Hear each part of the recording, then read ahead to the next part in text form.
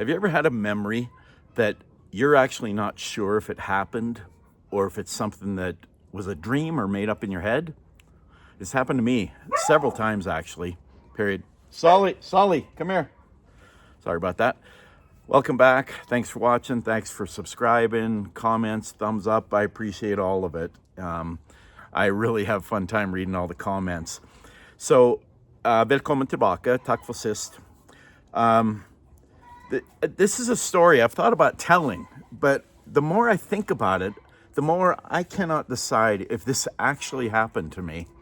And it's a little fuzzy. So I debated telling the story because there's not that much to it, but it freaked me out so bad.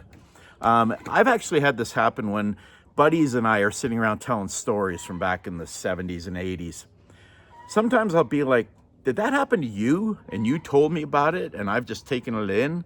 Or did it happen to me and you took it in? And I know that's happened. Memories are a funny thing anyway, because when you're remembering a memory, you're actually remembering the last time you remembered it. So it's kind of like that game we played as kids, you know, where you tell somebody at the table a little couple of sentences and then they would tell the person and it'd go around the table. And by the time it got back to you, it didn't sound anything like what you started. And memories are a bit like that. But I decided, you know what, I'm going to tell the story anyway. It's not a real long story. It's also something that happened on my Mormon mission. And if it's real, which I do believe it is, I think there's a reason I locked it out of my head. So, in fact, the more I'm telling the story, the more I'm pretty sure it is real. We lived in this crappy little apartment, and I don't remember which city we were in. I want to say it was in Porsgrunn. If you're familiar with Norway, Porsgrunn or Skien, they're like two towns that are kind of joined together, kind of twin cities. Close to Oslo, but west of Oslo. And, you know, back then, this was 83. We didn't spend a lot of money on rent. We didn't have a lot of money. You know, we had to pay for our missions. And so my parents were helping me. And I think the rent was somewhere around $200 a month, which we split, you know, my companion and I. And if you don't know what a companion is, when you're on a Mormon mission, you have somebody that you serve with. They're there with you all the time. You don't get a lot of privacy. You got to go to the bathroom for privacy. And I remember we lived in this upstairs apartment. You can call it that.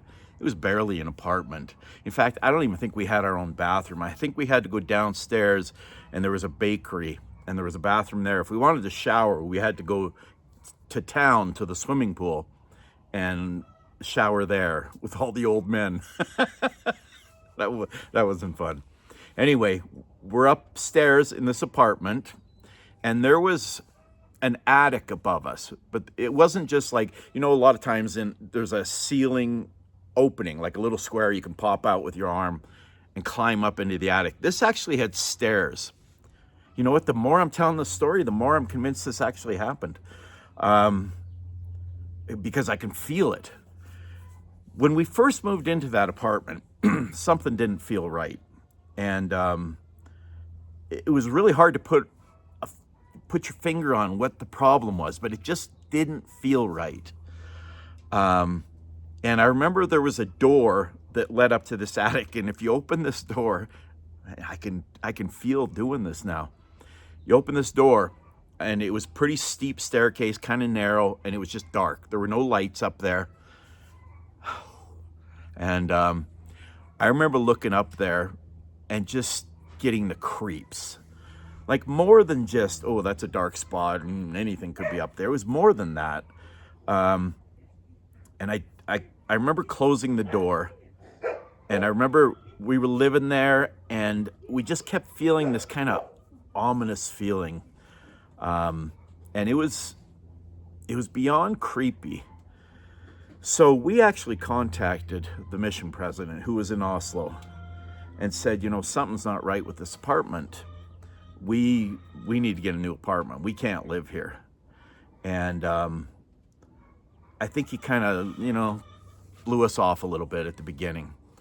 But I can remember another time, and my companion had similar experiences. Like I said, it's fuzzy. It's not like a crystal clear memory. It's almost like something skewed and distorted in my mind.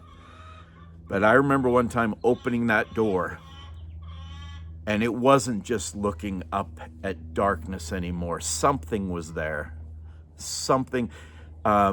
It kind of makes, I go back to Harry Potter a lot. If you remember when Ronald Weasley, if you watch or listen to Harry Potter movies, books,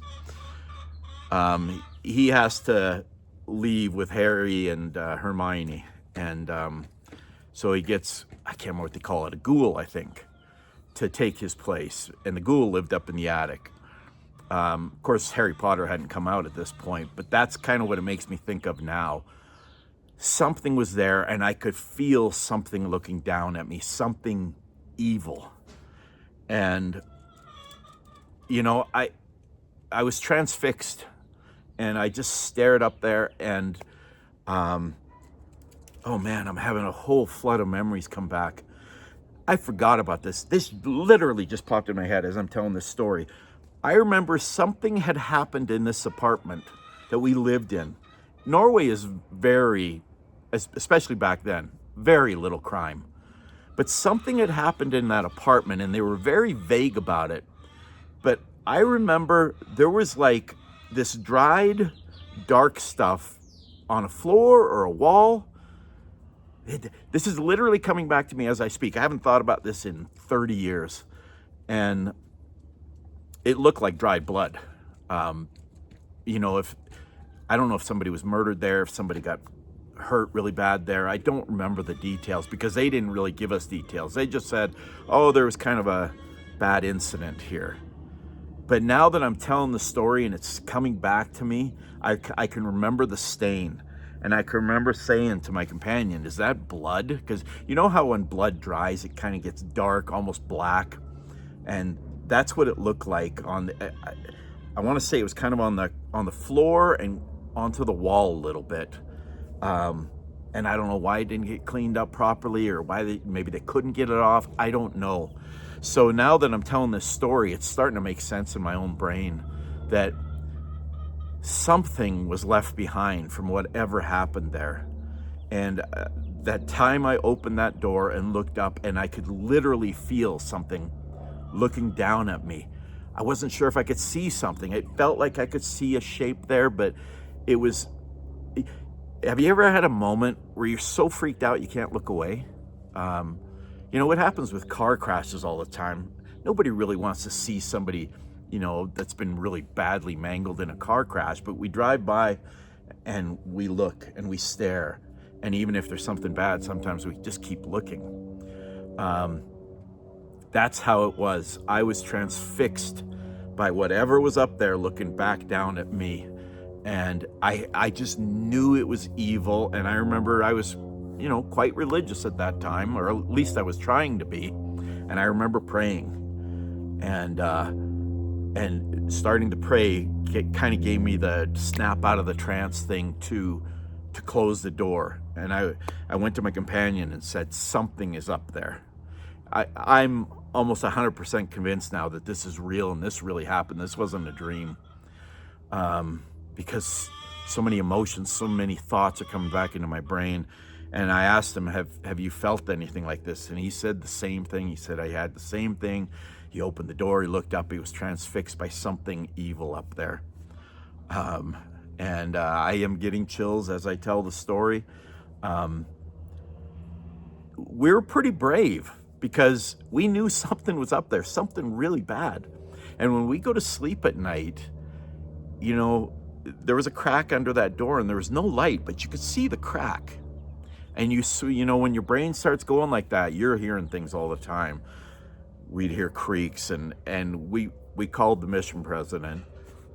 We probably had to go to a payphone. I don't think we had a phone. I don't remember how we got a hold of him, but we said, okay, this is too much. We will go live on the street. We cannot live here. Something evil is in this place and it's right above our heads. And something happened because we moved apartments pretty quickly. like within a couple of days, I want to say. And it was probably the nicest apartment I ever had on that mission. So it was not only nice to get out of there, it was nice to have like a nice place, because the place we were living in when we experienced all this was not a nice apartment. It was a dump, obviously. Yeah, man, so much is flooding back. It's amazing how the brain can block things out. You know, I'm not a big fan of therapy or going to therapists. If it works for you, God bless you. I've heard too many horror stories. I've experienced family members that have gone, and if anything, it's done harm to them.